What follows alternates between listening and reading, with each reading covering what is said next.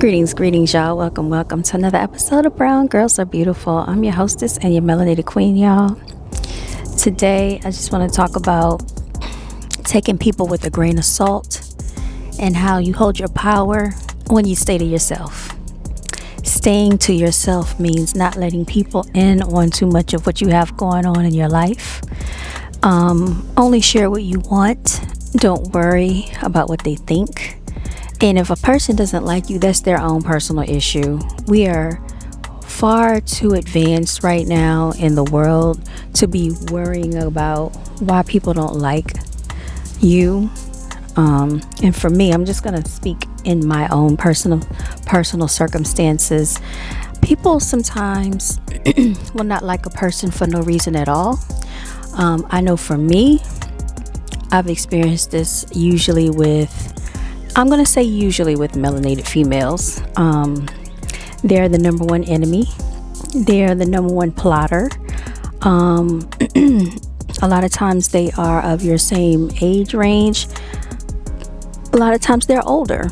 They're middle-aged. They're bitter. They're unhappy with their own lives, and they need somebody to take it out on. A lot of times you could be like a lamb walking into a lion's den.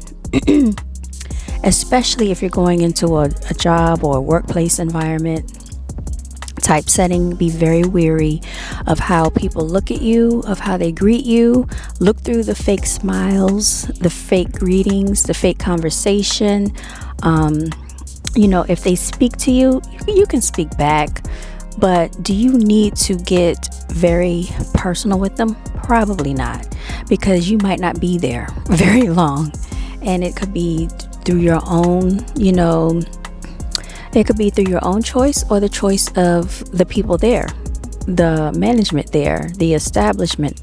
I dealt with a situation like that, and I don't know if I shared it on this channel or not, but around this time last year, I was offered a tutoring position, and it was a very lucrative position, and it was right along in the path of what I was already doing. I was already tutoring children after school. So this would have been tutoring Monday through Friday. It actually was Monday through Friday from 8 to 3:30. So during school hours, that's all I was doing. All I had to do was sit in, the classroom, and then when the teachers were ready for me to pull the students, then I would pull the students. Now, let me let you know this. These jobs that are out here hiring are very disorganized these days. A lot of times they'll say that you're hired, you won't hear back from them. I've had a situation where I've gone to orientation, didn't hear back from them. So this is why I have multiple streams of income, and so I would encourage you to do the same so that you're not stressed out about, oh, what am I going to do because I don't have this job anymore. That's what they want you to do.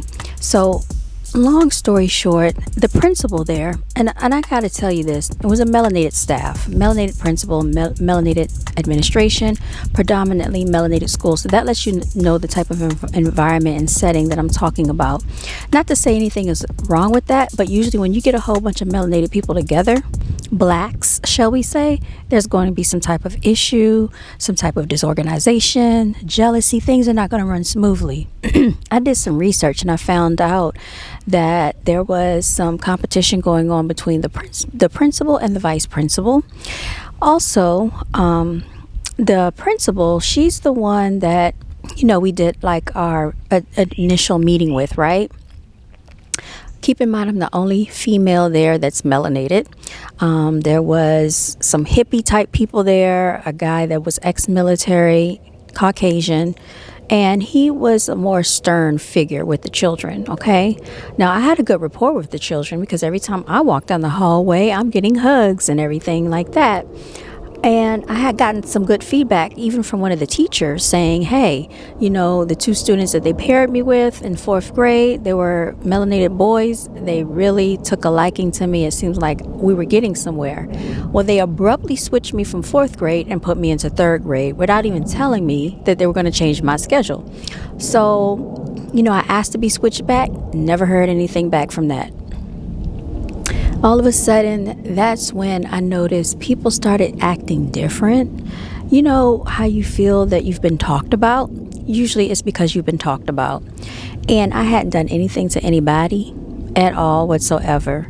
Hadn't been there but like maybe a couple of weeks, y'all, maybe a few weeks. And people, let me just say this, when people are jealous or envious, or they want to make an issue out of you, with you for no reason, they'll make up stuff just to get you out of there. So basically that's what happened to me. I didn't know until I went in that Monday that I had an email saying, oh, the principal thinks that you're not a good fit for this school. Keep in mind, this school had a failing rating, a F. They're like at a 69 and below rating, school failure. And I heard that had they not been able to pass the ELGs, which in this state is called end of grade, it's on the west side of Charlotte. It's a preparatory academy school, and the school starts with the letter S. Second initial is C. All right, so if you want to do some research, you can look it up. But I'm telling you, these children had a lot of behavior issues already to begin with. So usually when you're dealing with the type of environment, they're going to have low school scores, test scores. A lot of them could not read, could not comprehend what they're reading. Some of them could. So I'm not going to say it's all of them, but for the most part, they needed help. So that's why they brought the tutors in to help them to be able to pass their end of grade testing. But I guess by state law, they can't bring them in until a few weeks before the end of grade testing. So that's what was going on there. Now, I feel that I was making progress as best I could with the children. I felt that, we were doing good things. I was keeping notes on what we went over. I was keeping notes on all the children that I work with, the time, the dates, and everything like that. They didn't ask me to do this. I did this on my own. What ended up happening is one day the state came to visit the school, and I was in there taking notes, not doing anything, not bothering anyone. The teacher was teaching. I noticed the principal came over to me, and I noticed that one of the administration ladies, she must have been texting the teacher, because she said, yeah, I noticed that too. So I felt that I had been talked about, and I noticed the principal said, oh, what are you doing, Miss G? What are you doing? Preparing for your next lesson? So I kind of just nodded my head. I didn't think anything of it. Well, that got turned into, I'm not doing anything in the classroom. I needed to be getting up, observing the children, watching them, moving around the classroom is what I was told. And I think that was coming from the teacher, because she was melanated and from New York. I thought we had a good rapport, but I was wrong, because there had been times when she stepped out of class, said that she wanted me to step in, and I have the ability to teach. I just don't want to teach. I don't, because I see what they go through, and that's just, I don't want to be under that type of scrutiny because of the politics that go along in these school systems. And so this is my example of why I never went into teaching. She's from New York. She had a twin sister that taught first grade. She taught third grade. Now, she was very strict, very, to me, sometimes rude to the children. And then on top of it, she opened up to me and said she had cancer. I didn't know, so that was that. Now, while she was out, she left me a note, and she was like, make sure, take good care of the children while I'm out. So they had brought in a substitute teacher to teach that day, and I was there assisting. Well, of course, the children are going to respond to the substitute differently than when they respond to her. But I'm not a substitute teacher. I was there to tutor, and we were specifically instructed not to get involved with the students' behavior issues. We're not to get involved in that, because that's not what we're there for. So I followed instruction.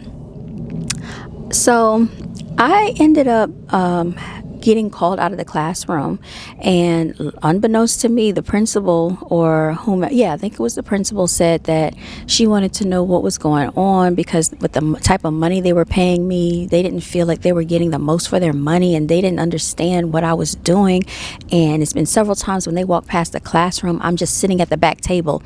Now, keep in mind, nobody had given me instruction on what to do other than to basically do what I was doing. So if that is the case, I told her, I said, well, let me know what it is that you need from me, because that's what I'm here for. If you need me to do something different, I'm willing to do that. We can have a meeting with you and all the teachers that I work with, and we can come up with a structure. So I let the lady know because it was a 1099 contractor position. So I let the lady know that onboarded me from that company what took place. She said, "Do me a favor." She said, "Send out an email, copy me in on it, and just, follow up with what what you said." I did exactly what she instructed me to do that Friday. By that Monday, unbeknownst to me, I had an email that was sent. I didn't even know until I went to the school, and I had been sitting in class for a little while. I checked the email, and they're saying, "Oh, they don't think you're a good fit for the school." No reason at all. Hadn't done anything to anyone. So really, when you looked at the principal and you looked at me, and I'm not trying to brag or boast, she was not. I mean, look at her. I don't. I've gone through that a lot, so I know what it is. I don't have to say it, but you know what I'm saying.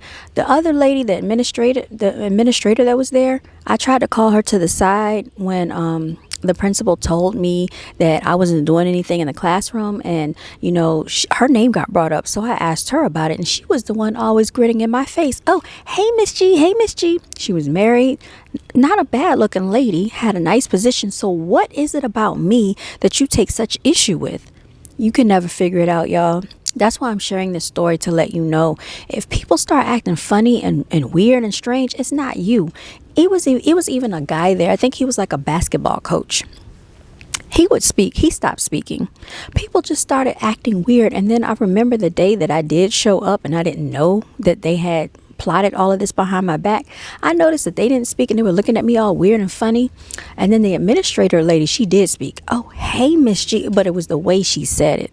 So I hadn't checked my emails until later that day. I pulled out my laptop, and that's when I discovered what they said. And I was sitting in the teacher's classroom, and she was just like shocked or whatever. She said, "Well, you've been a big help to me."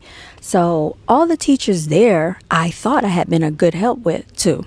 One teacher, she was from Africa, was telling me that she was going to try to leave that school. I gave her a list of other schools that she could try to, apply to, that I think she would probably have a better experience at. Now, the teacher that I feel that had something to do with this, the one that had the cancer, I feel it was her. I feel like it was the administration lady, and I feel like it was the principal that all did this behind my back. And I even tried to talk to the vice principal or the assistant principal. And she heard what was going on. And I remember before they ended up making that decision, she said, "What classroom do you feel comfortable in, first, second, third? You just let me know." And she let me go into that classroom. But I didn't know they were having something going on with her too, like she was being singled out. So it just was a lot of disorganization, a lot of stuff within the staff that was very unprofessional. When I went to check the school's ratings, I saw how the parents were complaining about the lack of communication there. And I will attest to that, because if there was something more they needed from me, all they had to do was communicate, have a meeting with me. That was never done.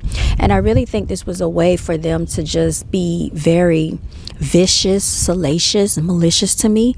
And it comes from your own kind of people that look like you, and it could be for any reason at all. And I kind of got that feeling when I went to the first onboarding staff meeting, because the principal was kind of looking at me when she was saying the things that she was saying about, "Oh, make sure we're professional," and this and that. She doesn't have to disclose that to me, because for one thing, what I am not is unprofessional on a job.